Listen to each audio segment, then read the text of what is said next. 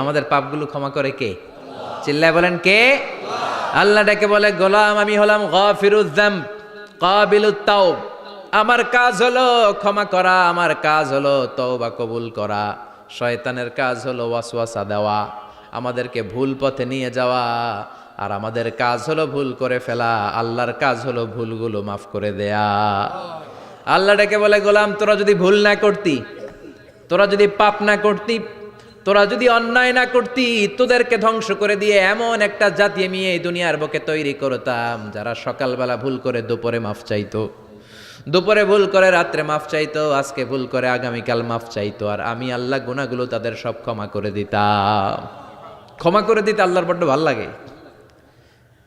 বান্দা আল্লাহর কাছে বারবার চাক, চোখের পানি ছাড়ুক, এটা আল্লাহ পছন্দ করে।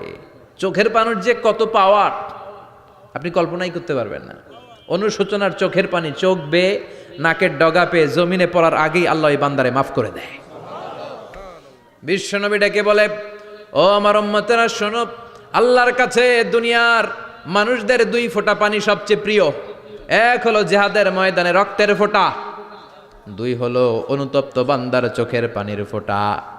কত ভুল আপনি করেছেন, কত অন্যায় আপনি করেছেন, কত পাপ আপনার হয়েছে, কত মিথ্যা আপনি বলেছেন, কয় ওয়াক্ত নামাজ ছেড়েছেন, কয় লাখ টাকা ঘুষ খেয়েছেন, কত যৌতুক আপনি খেয়েছেন, কত মিথ্যা আপনি বলেছেন। আপনার পাপ যত বড় হোক, যত বিশাল হোক, যত বেশি হোক, আল্লাহর দয়ার পরিসীমা তার চাইতেও বড়। আপনার পাপ, আপনার অন্যায়, আপনার জুলুমগুলো যদি হয় খালের পানির সমান, বিলের পানির সমান, আল্লাহর দয়া সাগরের পানির সমান। আপনার পাপ যদি হয় সাগরের পানির সমান, আল্লাহর দয়া মহাসাগরের পানির সমান। আপনার পাপ আর অন্যায় যদি হয় পাহাড়ের সমান, আল্লাহর দয়া আকাশের সমান। আপনার পাপ যদি হয় আকাশের সমান, আল্লাহর দয়া আরশের সমান। এজন্য আল্লাহ বললেন, ইয়া আইয়ুহাল্লাযীনা আমানু তুবু ইলাল্লাহি তাওবাতান নাসুহা। ও আমার গোলাম, তুই তোর নিজেরে যত বেশি ভালোবাসিস তার চেয়েও আমি তোরে বেশি ভালোবাসি। তোর বাবা মা তোরে যত বেশি ভালোবাসে তার চেয়েও আমাদেরকে বেশি ভালোবাসে কে? আল্লাহ বললেন, ভালোবাসারে তৈরি করার পরে আমি 100 টুকরা করলাম।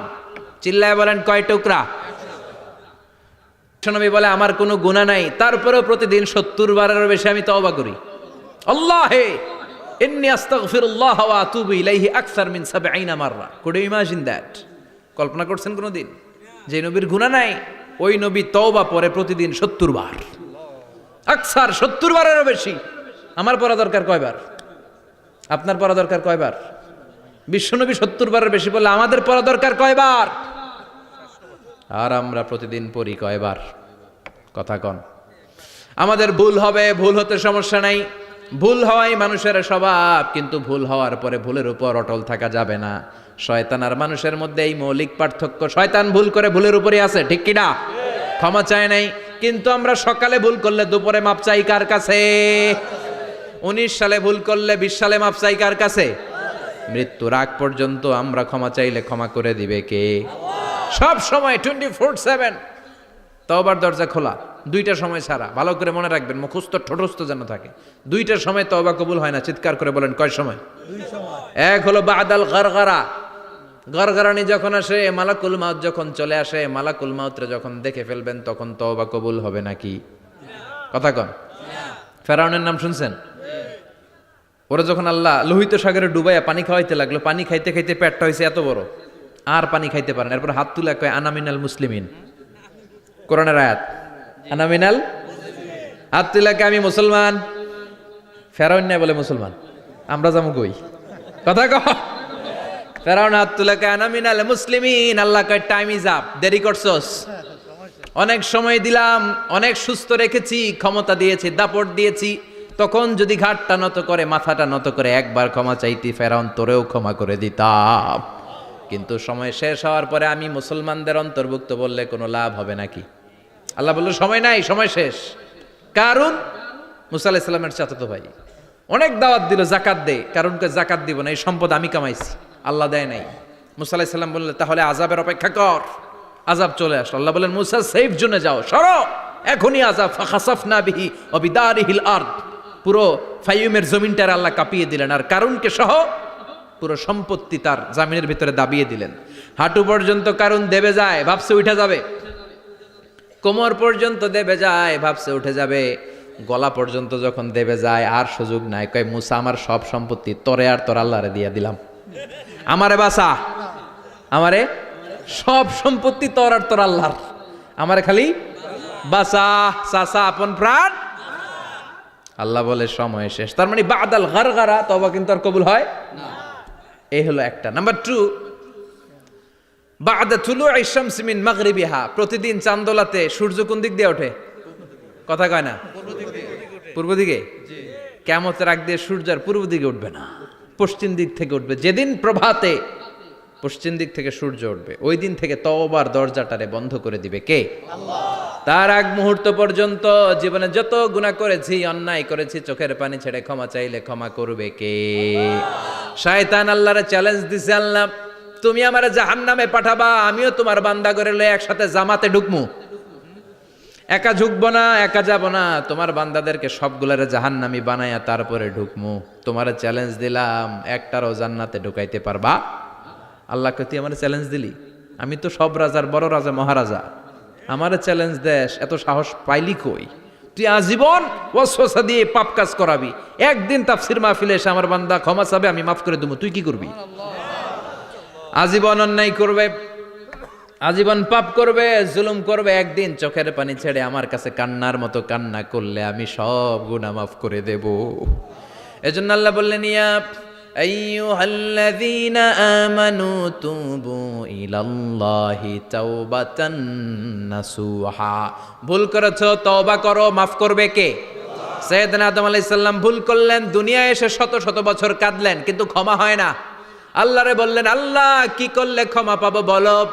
ফাতালাক্কা আদামু মির রাব্বিহি কালিমাতিন ফাতাবা আলাই। আল্লাহ বললেন, ও আদম, তোমারে কিছু কালেমা শিখাইয়া দেই, এই কালেমাগুলো দিয়ে আমার কাছে দোয়া করো, ক্ষমা করে দেব। আল্লাহ শিখাইয়া দিলেন, ও আদম, 2 হাত তুলে চোখের পানি ছেড়ে আমার কাছে পড়ো, রব্বানা, পড়েন, রব্বানা যালামনা আনফুসানা ওয়া ইল্লাম তাগফির লানা ওয়া তারহামনা লানাকুনান্না মিনাল খাসিরিন। এটা শিখাইতেছিল আল্লাহ।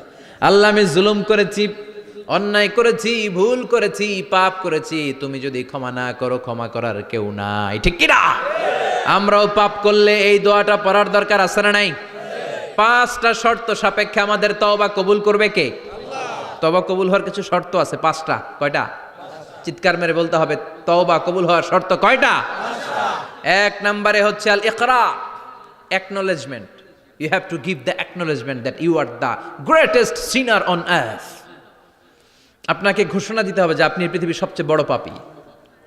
1 নম্বর শর্ত, আপনি বলেন যে আল্লাহ, আমার চেয়ে বড় পাপী নাই, আকাশের নিচে জমিনের উপরে আমি সবচেয়ে বড় পাপী, এমন কোনো পাপ নাই যেটা আমি করি নাই, ঠিক কিনা? 1 নম্বরে পাপের ঘোষণা দেন। 2 নম্বরে আন-নাদাম, নাদাম মানে repentance. You have to be repentant for what you have done. আপনাকে অনুতপ্ত হতে হবে, চোখের পানি ছাড়তে হবে, আল্লাহ আমি লজ্জিত, আল্লাহ আমি নাদান, আমি পিশাচ, আমারে মাফ করে দাও। তার মানে স্বীকার গেলেন কি অন্যায় করেছেন।